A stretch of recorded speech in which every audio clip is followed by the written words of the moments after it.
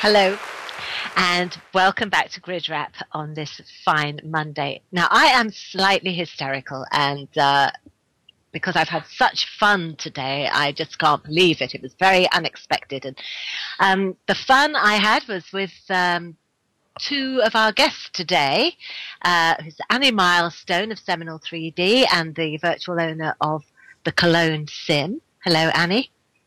Hello. And we've got Lislo Mensing here. I hope I pronounced that correctly, Lislo. Yeah, great. And Lislo, you were one of the pioneering organisers of what we were at this afternoon, more of which we'll come to today. But basically, you're working on the Munich Sim, I believe. That's right. Hello. Hello. And, of course, we have Tessa Harrington, the co-host here at SpotOn3D.com sponsored GRIDwrap tonight. So I'm going to get straight to it. Because these two guests sitting on this sofa, I can't believe they are actually still awake. Because we have just been to their carnival. And this is a carnival that takes place throughout part of Germany, not all of Germany, I believe. And it's been running for how many hundreds of years in real life, Annie? Well, I think about 150. Oh, that's amazing. So, wow. How come you are still awake? Well, I don't know. We have been tired after the parade, but now we are awake again. So we are fit now. And Lislo, how are you feeling? How many weeks have you been working on this? Well, actually, I'm not the one who does all the work with coordinating the carnival itself. I'm the one who initiated and created the Munich Sim, and I have many helpful people and great community members who joined in to make this carnival possible. So there's a guy called Stafford Enoch, who made most of the work with preparing this carnival, and he is already asleep now. So I'm joining here Annie, who does the other half of most of the work from the Cologne point of view, and so I'm pretty fine, thank you. Well, I know that I've been speaking to Zaphod for a couple of days now, and he's very humble about all this because he's talking about all his helpers as well. So I think it seems to me that it was actually, from what I saw and from what we saw, we were live streaming it for you, that it was an immense accomplishment. Now, you had Linden Labs involved in this as well, didn't you? Yes, Annie. Tell them about it. Yeah, first of all, I need to join the people who say they have a lot of helpers. So I was not the only one, also in Cologne. I had great hands. Yes, we have Linden Lab involved with Germany in 3D in general. So Germany in 3D, that is a cooperation between a couple of German projects, which still standalone project, but they have cooperated, and together they call themselves Germany in 3D. And this cooperation has also very good connections to Linden Lab, since we have quite a huge amount of Sims and important projects, and we also have a couple of Sims from Linden Lab, which just connect the others in the middle. And also when we have a big event like this one, we can ask Linden Lab for support, which means that they maybe post that on the forums or on the blog, or announce it in the events, but sure, it must be a big event, not for each small event we get any support. Well, this is certainly it. Now, I am going to ask, what was the reason you wanted to bring it into a virtual world? You could have just gone down to the carnival and partied for a week, couldn't you? That's true. Well, I can only speak for Cologne in this case. Lislo has to tell about Munich, but in Cologne, Carnival is one of the big symbols of culture. And if you do a project like this, which we do, is Cologne as a city where the people identify really a lot with their city. So if you do such a project and if you have a symbol like this, Carnival, then you also have to bring it into virtual world then. So the city of Cologne in Second Life would be, let's say, a quarter only without Carnival. Yeah, it's almost a religious event for people from Cologne. The Carnival is very important for their lives. And so, of course, they have to have it in Second Life as well. From the Munich point of view, Carnival is important as well. So, of course, we join in the activities and in the Carnival festivities. But many of the people who are responsible for the big event and for the fun all the people had this evening do not actually live or come from Munich. So it is their way to celebrate special events in the town they love, but they do not live in. So that's why we have such a big event in Munich as well. People just can't go out on the street and be there in Munich. So the Munich is a little bit of home in the virtual world for them. That's fantastic. Now, I know, I'm going to bring Tessa in here because I know she's absolutely champing at the bit to ask you, Lislo, a question. Well, you've been gazing at the feather in his hat. Do I get it? Oh, and then my cell phone goes off. I'm sorry. I'll be right back. Right, well, I will pose that question myself. Thank you. And basically is, do you normally walk around Second Life or in real life in what you're wearing, Lislo, today? No. No, this is the costume I bought especially for this evening. To be more precise, for the Carnival of this year. So this is not what I wear normally in real life, and this is not what Lislo Mensing wears normally in Second Life. I'm wear like lederhosen or leather trouser and more the Munich Bavarian style clothes. Oh, so you normally wear them? Yes, because I'm the mayor of Munich, so I have to be a good-looking Bavarian guy. So, okay, but talking of good-looking Bavarian guys, we've become very learned this afternoon about, who is represented at this carnival. And I was given a list in the chat log of our live stream. One was a prince, one is a virgin, and one is a farmer. And then we were reliably informed that the virgin has to be male. So that's become really intriguing. Why? Well, precisely why. Well, why these three icons, really? Well, this is also very traditional. They are in real life, they are only male. We here in Second Life have decided that they don't have to be male.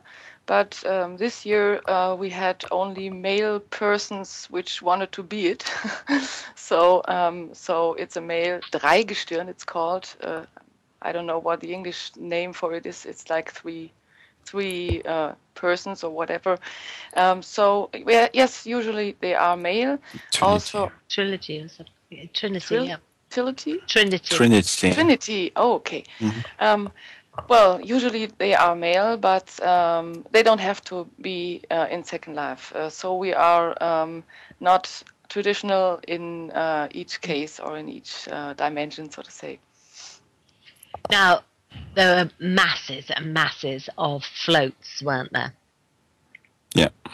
And 30 or so, even more. Yeah, it just was, and they were gorgeous, absolutely gorgeous. And I was trying to keep up really, but I was looking at, keep up with the floats, I mean. I was looking at some of the information that you gave me, Annie, you very kindly gave me beforehand. And there are certain things that you have to do during this festival. One of them is throw sweets. Mm-hmm. Yeah. So in the real life parade, there are really masses of people which stand on the street, and they are screaming. They are screaming Kamelle. That's the Cologne word for candies, and the people on the vehicles, they throw it into the mass, and so this is really always. This is like Mardi Gras. Pardon? Yeah, it's similar. It's like Mardi Gras. I lived in New Orleans for 13 years. So I'm like hearing this going, oh, I know what this is all about. It's drinking, it's fun, it's yelling, it's screaming. Exactly what you got it. Yeah, that was exactly what it was. Maybe that's just a New Orleans thing, but the show your tits thing, it's a big deal. Anyway. Oh no, there was a lot of costuming about. It was just gorgeous. Real life, Dusa. Yes, but it happens in real life in Germany as well. That's what we're saying. Oh wow! Wow, well that's pretty cool. I didn't know. Germany we can be funny as well. You're not always so serious, right? Well, what I loved about this was the fact that Mark Montague was with us on the narration. Right, he and Eddie Clarity and myself were talking through the live stream, you know, and Mark was explaining to us that for 2 days during the Lent period, and presumably it's during the period of the carnival, for 2 specific days, the parliament shuts down, and basically the naughty boys take over. Is that right? Yeah, that's true. On the Thursday, which has already been last week, the women take over the whole city. They go to the town hall. They take it over, so to say, and then this is the whole day. It's like a women day, and the rest of the carnival week is all women and men. But on Monday, like today, Rose Monday, everything is closed also, and nobody's working, at least here in Cologne and the Rhineland. But I'm not sure about Munich and Bavaria, Lislo. No, it's not so. Not so. We are trying to work. We're still trying to work here. But actually, the mayor of Munich, the real life mayor, and me as the second life mayor, passed over the key of the city. The golden key of the city several days ago to the top fools. I don't know what to call them, and we both hope to get the key back on Wednesday when all the crazy stuff is over. So is there ever a time when the key doesn't get handed back? Well, I don't know if it happened before, but I would say it's Wednesday. Wednesday is a good day. Okay. Well, let's hope otherwise there'll be a little revolution going on in Second Life. Just restart the sim and chuck them all off. No copy transferable. I think it's absolutely fantastic. Why was it important to you to do the Second Life element of this? And I know you want to make it bigger, don't you, as well? In Munich? Well, for both of you, really, as you've collaborated on this. I mean, Annie, you know, as Seminole 3D and they're sort of overseers of one part of this, I mean, why was it important that the Second Life part of it gets bigger? Why is it important to you? You're talking about the carnival or yes. the city project? Well, both really, I suppose. Okay. Yeah, as I said, it's really a big symbol for the Cologne people, and we also don't think that we are only doing this project for the people who are from Cologne, but also we want to show the world what it is to be in Cologne, doing a bit marketing for the city also, and so just do some cultural work here.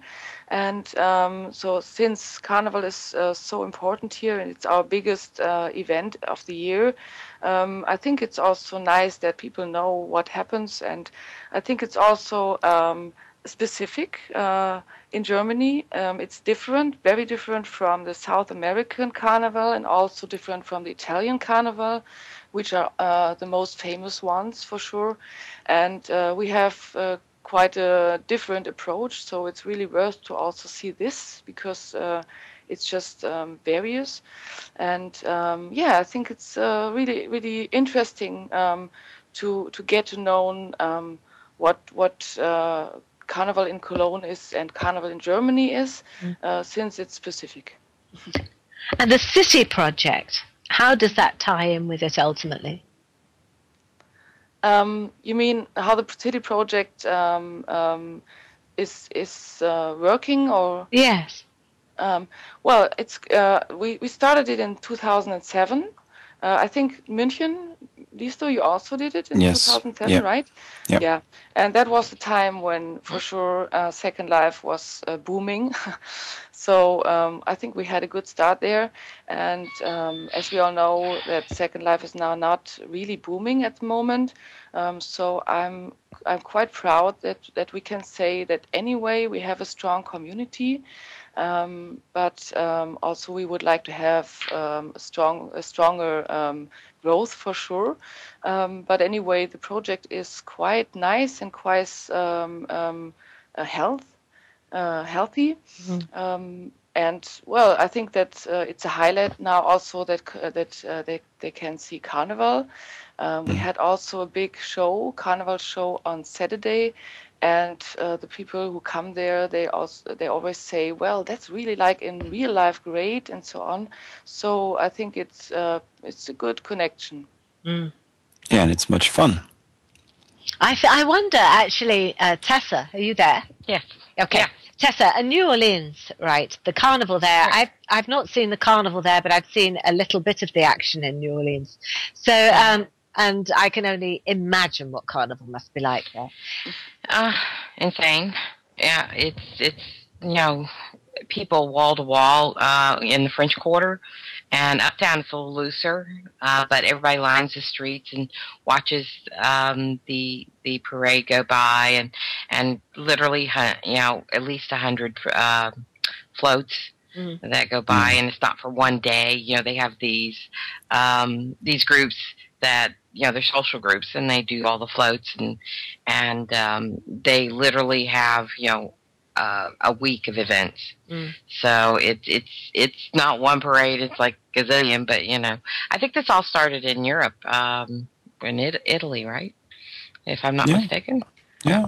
And was kind of brought over because New Orleans is very much a melting pot, very much a lot of French, a lot of Italian, a lot of just a big melting pot. It's just a wonderful place to live. I really do miss it. I lived there for 13 years. And wonderful city, lots of culture, lots of great stuff. So, yeah, and Mardi Gras, it's the time when everybody just lets it loose and goes crazy. And, lots of drinking, lots of showing your tits, lots of rousing. But I had an experience it can be frightening because I was in the French Quarter and literally sandwiched at an impasse, a four-way intersection. And I'm only 5'3", and everybody else is a whole lot taller than me when I'm in my flats, which you don't want to wear high heels in the quarter on Mardi Gras. That's just insane. So, it gets to a point where you feel like, you're going to get literally crushed because it gets so crowded there. But I have to say, the New Orleans police, they are so good at corralling all these people from all over the world.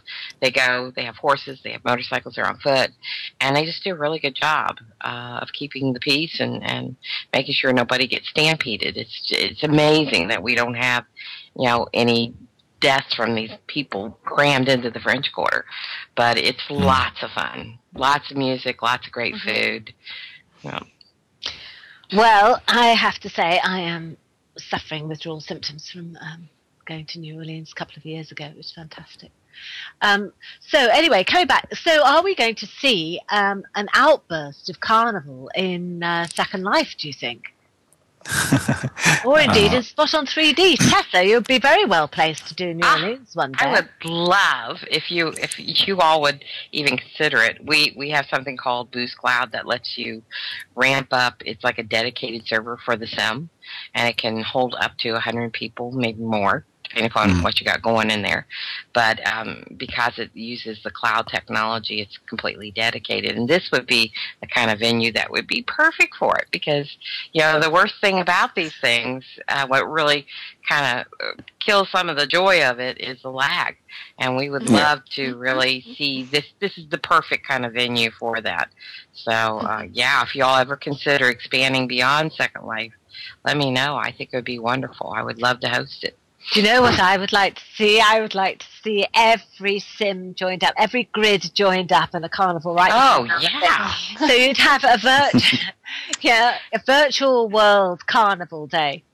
And exactly. That's a great idea. From there. That is, yes. Come in, and we could all tour around and see what every grid did. That would be awesome. I'd do New Orleans. Okay, I'd do the New Orleans one. Oh, that's a really great idea. Yeah. Well, we'd have to do Notting Hill Carnival, of course. Here. And in fall, we all celebrate the Oktoberfest. Now tell me about Oktoberfest, because I was looking. There were some there was references to it on the Munich Sim, and I was there, but I don't really know. Oktoberfest, I would know as a theatrical event. I know lots of groups in London that go out for performance. Yes, I think most of the rest of the world is empty when in Munich is Oktoberfest, because all people are here, especially the Italians and the British ones and the Australians, and I think everyone is in Munich when there's Oktoberfest. And of course, Oktoberfest is for the Munich residents is almost more important than Carnival. Maybe Oktoberfest is the Carnival of the Cologne people. But we gladly joined in, and it's a great fun, and of course we celebrate Carnival in Munich as well. But for us, being a guy from Munich, Oktoberfest is the second big event, and maybe the more important one. And we have the same problems, just as Tessa mentioned. We have the same problem here in Second Life, that we could have, without exaggeration, I think we could have thousands joining us at the Oktoberfest, and I think we could have thousands joining us in this Carnival today and these days, but it's such a pity that Second Life is not capable to host so many people, and that's something that I hope that Linden Lab someday will really get to work, that you can have big events with hundreds, maybe thousands of people joining in and have fun together, because so many people spend so many hours to prepare this event today and to prepare other major events, not only Oktoberfest, but only some dozens, maybe 100, 150 can really join in, and then the experience is rather annoying, hanging in the lag, and cannot move and cannot really, Well, it's fun. Nevertheless, it's fun, but it could be more fun. Okay, I'm sorry, Tessa. Just say I'm sensing something between Munich and Cologne here. There, just between. I don't mean between you two personally, but there are just illusions made. Yes, I am a Munich man, you say, and Cologne in Rhineland and Munich in Bavaria, and there are these differentiations made. They're ever so subtle, but what does this mean? Is there rivalry between Munich and Cologne by any slim chance here? No. Of course.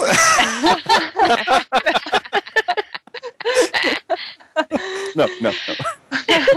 Okay, No, so there is.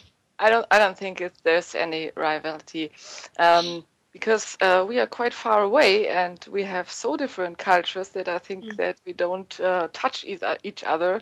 But from my personal view, I think that the Bavarian have something like what we also do have.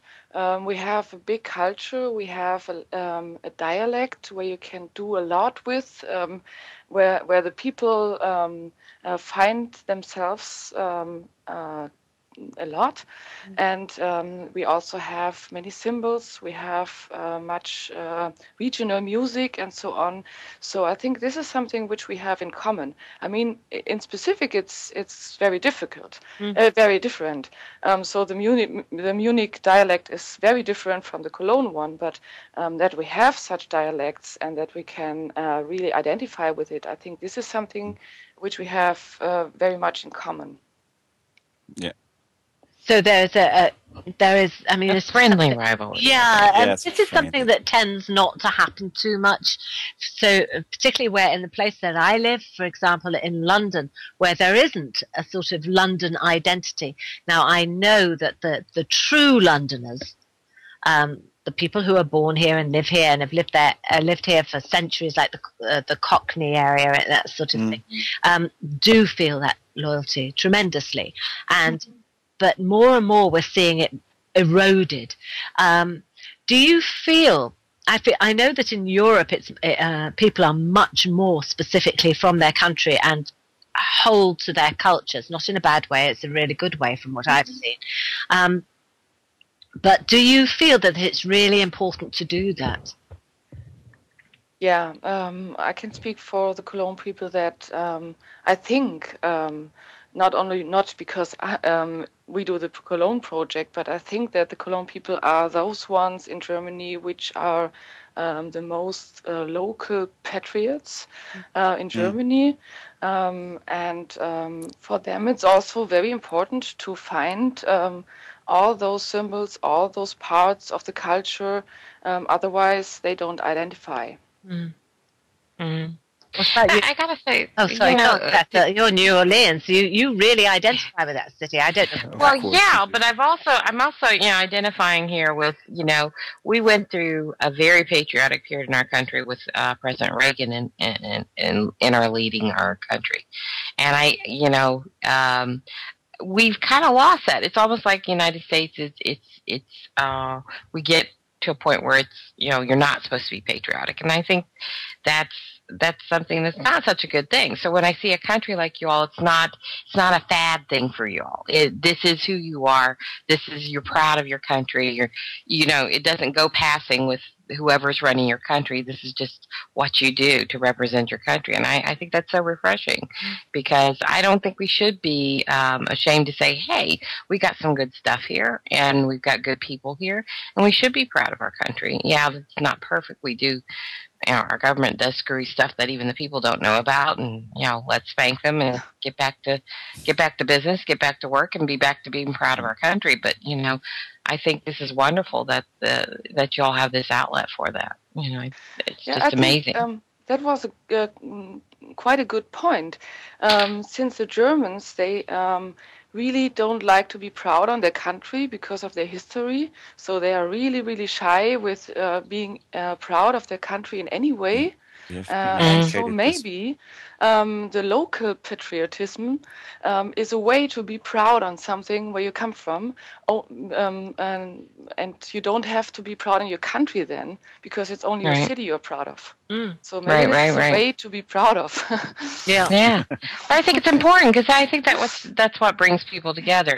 When you got to face the bad and the good and then move on, and I think anything that can bring the people together to acknowledge what is good, and so you don't just hear the negative, I think that's extremely important. That's the only way you evolve and grow, either as an individual or as, a community. So New Orleans has a very civic pride, doesn't it, Tessa? Oh, yes. And very, very, like I said, it's a very mixed pot. I worry, because I haven't been back to New Orleans since the hurricane. And I worry about how much of that is lost, because part of the really uniqueness of New Orleans was the fact that we had the very, very, very poor literally living next door to the very, very, very rich. And it kind of made the very wealthy people never lose touch, always know that could be their fate, just a throw of the dice, and they could be right there, and it kept them humble. It's also because of the interracial experiences within that community. No one can be prejudiced because, you know what? Their great-great-great-great-daddy probably, had a lover who was a slave, so nobody has a right in New Orleans to say, I'm pure blood blue, I don't have any, nobody can really say that in New Orleans. So there's a great affinity, or there used to be, with everyone who's in the community, from the ground up. And we all always have this sense of, it's our job to make sure everybody is okay.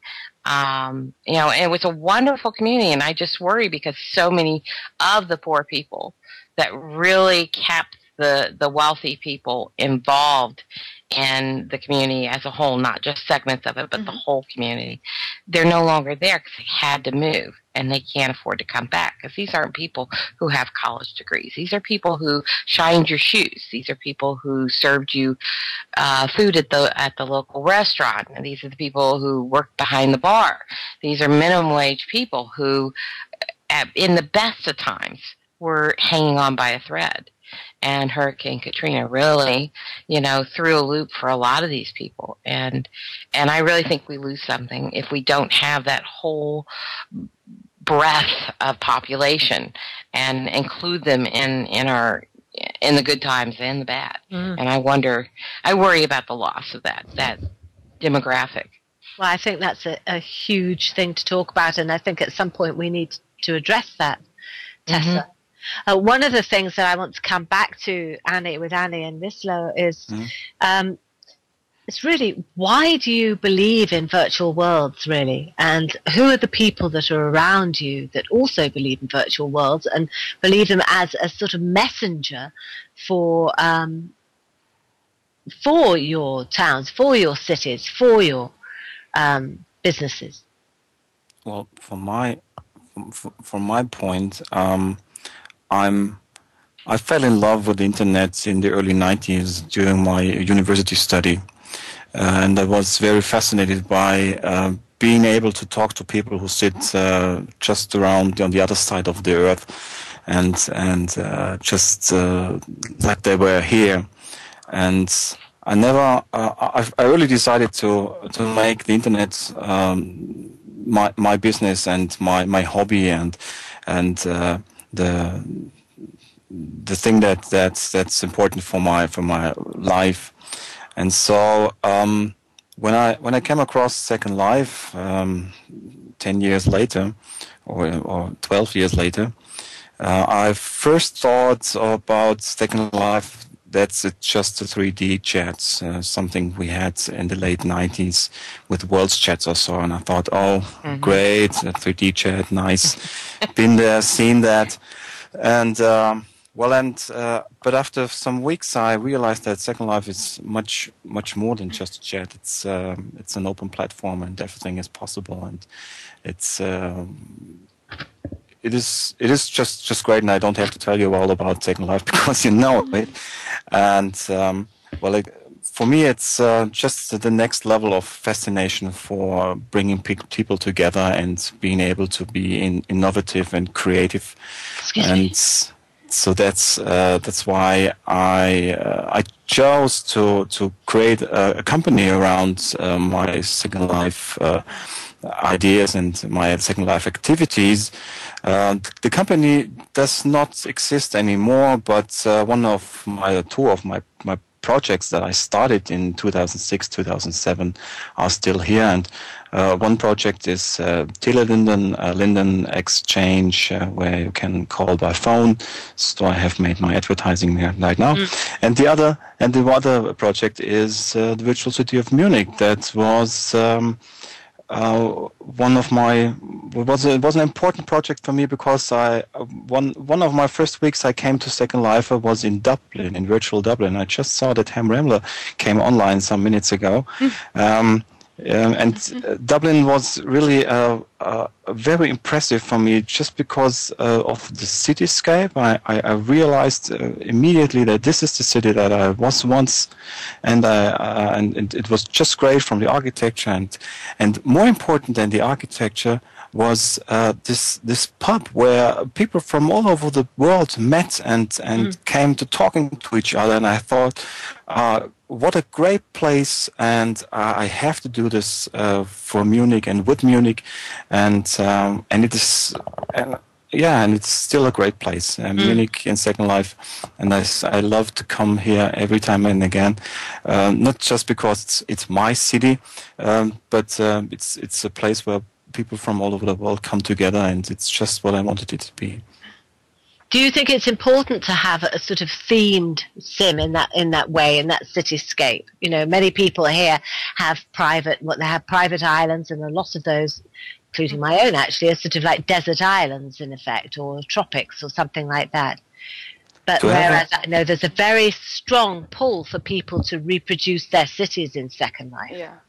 Well, I really think that these city concepts or city projects, they are really important, and I think it's a good decision to do such a project.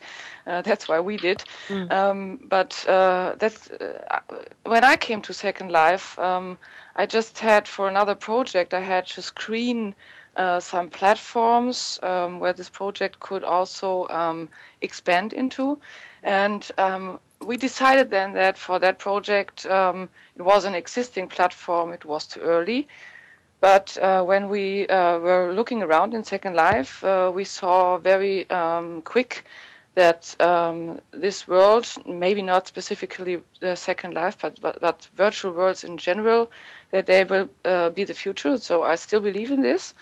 But I saw then that many companies came in, and they had lonely islands, and just not connected with anything. And you couldn't also find them over the search function.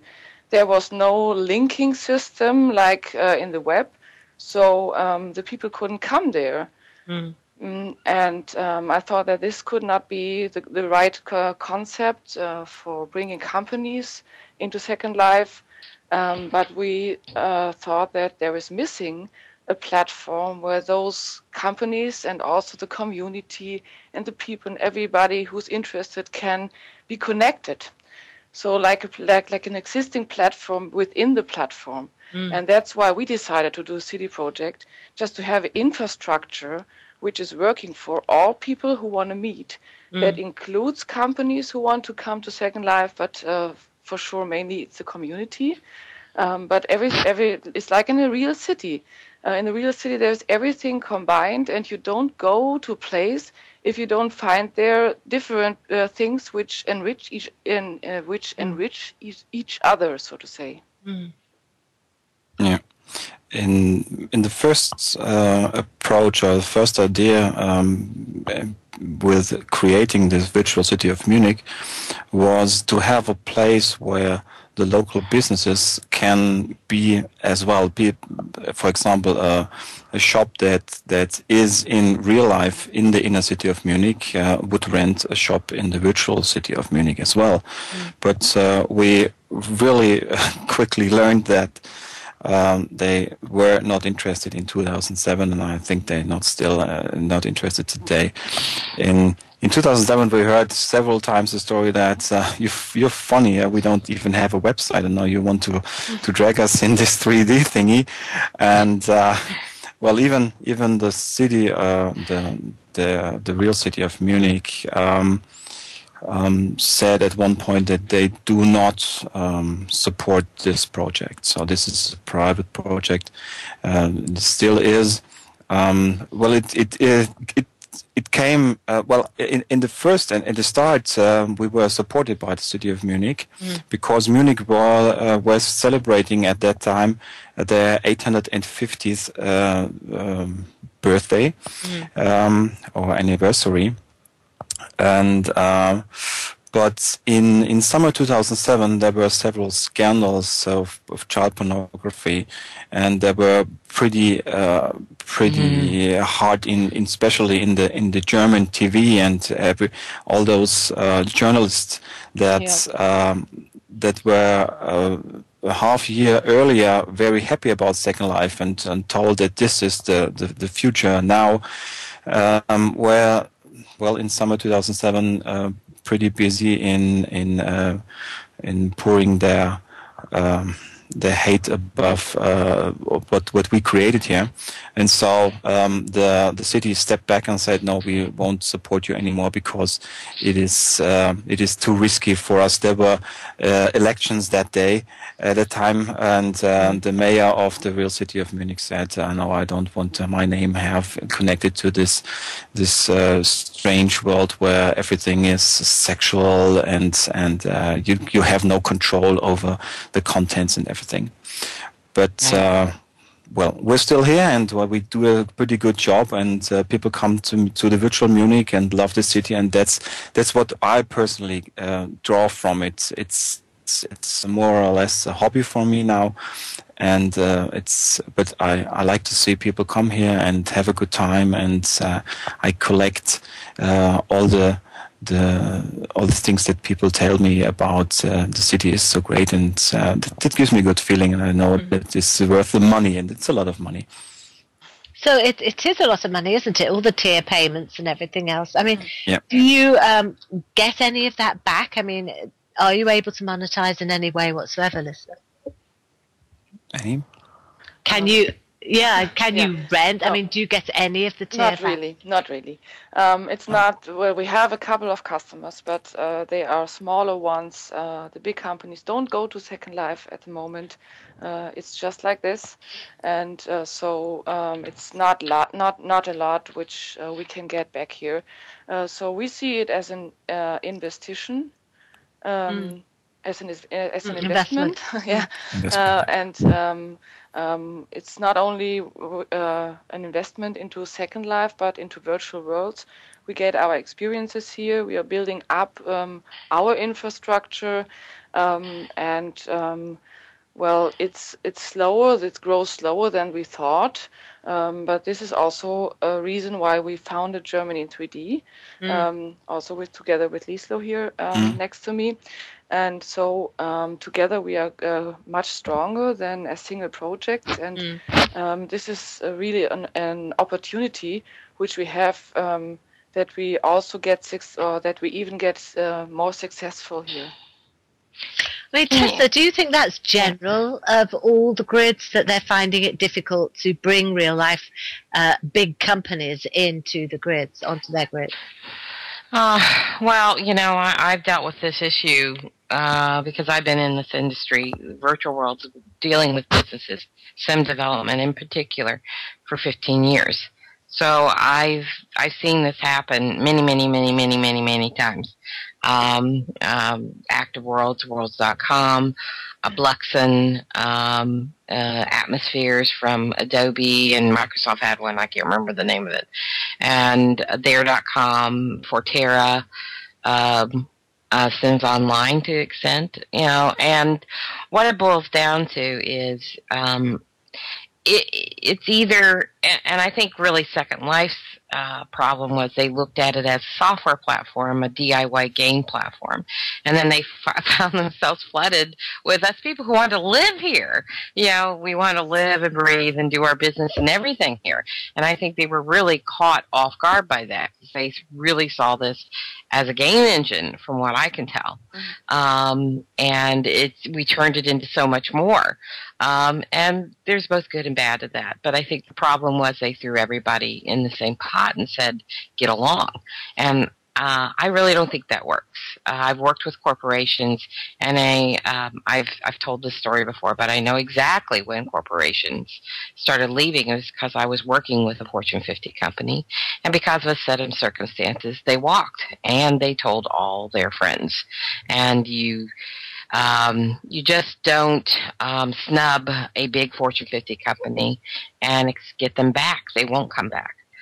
So I think it's more of a PR issue with Linden Labs themselves rather than, and the construction and the organization of the grid is Second Life. But to give them a break, they did not know. They did not know this is how it would pan out. They did not know we would want to live here. They thought we would want to make cute little games, and that would be it. And we turned this into something they never imagined. So I don't know if you could have avoided this. But if we're opening it out to other virtual grids, other virtual worlds, to other grids, Tessa, is the problem going to be the same? Because you've already, we talked about, you've just brought up the subject of other virtual worlds that have closed actually and gone quite. I mean, is this always going to be the same? Are those big companies, talking to you as well, Annie and Lislo, are those big companies going to need something just internal? What is it about? They want eyeballs and they don't find them here. Yep. And they want a sense of that there's a separation. They want to be connected to the community, all of it, to a certain extent, but they don't want it to be perceived as their making, and that's the problem with Second Life. And what I had with corporate clients was, the perception was if they left their island, that other island that they went to was a part of that corporation's island, or and it obviously they can't control what the other islands do and what the other inhabitants do, but the user doesn't understand that it's a whole different world. And that's why we've actually encapsulated and done multiple grids on our network of grids, because we feel that really answers that question but keeps everybody connected still. The eyeball thing, you're right. It's very important. But the point is, each one of these companies has tons of eyeballs looking at them and who are wanting more from their company, and they're not willing or able to give it because it's just not possible to do it online through 2D in a really human interactive kind of way. And I think if we can talk to these businesses about, it's not about what's the traffic's here, it's about the traffic you're losing because you can't interact with that audience who comes to your website. Bring them in, man this, and that's the biggest mistake they made. They built pretty buildings and then left them unattended. You have to have a physical presence of your people at some point, at least in the peak hours. I say it's like if you set up shop and you had two shops sitting beside each other, and one was a bunch of signs that you clicked on and got verbal little snippets, or one had a live employee there with the signs. Who would you want to go to? You'd want to talk to the person that's live and breathing. And that's the point we got to get across to corporate America. There's so much potential here, but they have to really invest in it. But I don't think they were going to an environment where there wasn't a clear separation of their presence and the rest of the community. Something I want to ask is something Mal Burns has asked in text, that some people envisage geotagging people by avatars in virtual spaces that replicate real-life environments in the future. Do you think this could help the rebirth of local communities in the real world through the use of virtual worlds? That actually sounds like a nightmare to me, but I don't know. What do you think, Annie and Lislo? Nowadays, that everybody is carrying his mobile phone and checking in with Foursquare whenever they just leave one room and go to the next. We almost have such a situation, but I think it's not so important for people to be geotagged or represented in a 3D world, and for many people it is just important to have their friends know where they are and maybe be traceable on a Google map. I don't think that it has to be 3D. Right. What about you, Annie? Right. Well, I think that many people here in Second Life, they want to have something they know geographically where they can come to, but they don't want to live there the whole day, the whole second life, so to say. They want to have a place where they can come back, but not more. So I don't think that anyone who is in second life wants to be too much connected with his real life, and I think that's really okay. So it's completely different. I think there's a good bit of both. I think there's people who want to be totally fantasy driven, and they usually use alts, and they may just in another avatar conduct real life business here. But they do want that separation. They do want that flexibility to do both.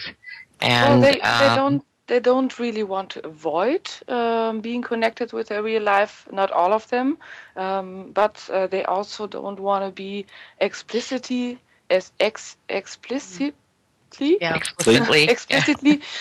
connected. So right. I don't think that's important. It depends on why you are here. Exactly. If you're here to make a business, then it's very important for many of your business partners to know who's the real life person behind the avatar. If you're here to have make fun or party, or even if you're here to do art projects, then it is not so important to know who is the guy actually, the person actually behind the avatar. And in particular, if you're here to do some of the kinky things, there may be some interest to not let the people around you who are you in real life. Right. Well, we are going to start wrapping up now. And what happens before we wrap up is that I ask a question. And I just ask that question of all three of you, which is I get to miss it, which is good. Which is basically, what is in your mind at the moment? What are you thinking about right at this moment? It can be anything. It could be thinking about bed and a bath. It can be anything. Where do you envisage it going in the future, or what are you looking forward to in the future? I'm going to ask Tessa to lead it off so you can see what she comes up with. It gives you a few minutes to think. That's Lislo and Annie. So rather just dumping you in it. So, Tessa, would you like to lead us off, please? Yeah, I'm thinking, how important it is. Ooh, sorry. I don't know why that's doing that. I'm thinking how important it is to the sense of community. I think that's what keeps these things alive, is the people enjoying that experience of coming together, no matter where they are. I think that is the real secret, to this. It's being present. It's not about just putting, hey, sign up saying hi. You got to actually come in and say hi and interact with people. And that's why I get so excited about what we call mirror virtual worlds, where they mirror real life settings. It's immensely compelling to those residents, and it's compelling to people like me who've never had the opportunity to be there. And I think it's a big, strong draw. And I think with that can come big business again. But we have to give them a more professional environment to work in, a more professional relationship with the owners of the grids, so that their needs are appreciated just as much as the social users. Thank you, Tessa. And Lislo? Well, when you asked the question, first thing I thought is about my children sleeping already. But, the second thought was that I never joined in a professional event like this one here. Apart, of course, from Oktoberfest and Carnival, but I've been to many. I've been to many events in Second Life, and even joined some radio or TV shows. Not as a guest, but as somebody who's just watching. And I'm really positively surprised how professionally this is organized and working, and moderation and hosting, and this is great, and it gives me something back, a little bit of belief in Second Life because I'm a little bit frustrated about making business in Second Life, and I left my hopes of doing real business in Second Life, apart from the theLenten service, of course, but to work with real life businesses in Second Life many years ago. I think Second Life is a great platform for having fun, for hosting communities, not necessarily around cities, but it can be a community about science fiction or role playing or whatever people drive into Second Life or come here. And or even arts. I personally love to join art events here in Second Life and go watching yes, art events and computer games and computer art, but not for business things. I totally disagree with Tessa that real lives are a good place for doing business for and with real life companies, because those companies are interested in reach, in traffic, in thousands, millions of people, and eyeballs for their money. And right now they do get much more traffic for their money in the web and in some and even in Facebook than they do get in virtual worlds. And but being guest in this show here gives me a little bit of hope back, because this is made in such a professional way, and so that I think there's still opportunity to do professional business in Second Life or in virtual worlds. And that's just what I personally take away from this today. And maybe I give it a second try, and maybe someday later we start my consulting business for virtual worlds again. Well, that's terrific. Yeah. Honestly, there is. We've got corporate companies approaching us already, so there is an option. It's just you have to meet their needs. That's all they're asking. Okay, there's no debate on this one. We're just saying what's in our mind. I'll shut up. I'm sorry. Okay, Annie, it's your turn, my dear. Well, on my mind, that after today, which was really much work, the first thing in my mind is that we need a better administration system with lower lag. So, and well, in general, I think that virtual worlds really are the future. I don't know which platform will make the run, but Second Life has a future also if it manages to be integrated into the web. And so the Skylight project is a good approach, which might be great for that. So I think we still have reason to hope. And the second thing is that we all are curious what Rod Humble will make Second Life into. So I think there are 2 points now. These two, Skylight and maybe Rod Humble, we need to wait and see, which is reason enough to hope and to go on with projects here. And maybe in 1 year we know more. Okay, Annie, thank you very much. Now, I'm beside myself because I'm really, really happy to have had this opportunity to speak with Annie and Lislo today, and thank you very much for coming. And I know you must be dying to get off your chairs and run around. Not really, it's fun here. Well, thank you for that. I'm glad it's been fun for you. And thank you, Tessa, as usual, charming co-host here. And thank you to all of you on the live stream and in World today in our live audience. And join us again on Thursday for Music Jam. I think we have on Thursday, coming from spoton3d.com. And that'll be with Craig Lyons. Yeah. Craig Lyons. So there you go. He's a wonderful performer. Apart from being drop dead gorgeous. So yes, no, it's me. Dreamy. So that's all from us today, folks. Thank you very much for listening and for watching, and come back soon. Take care.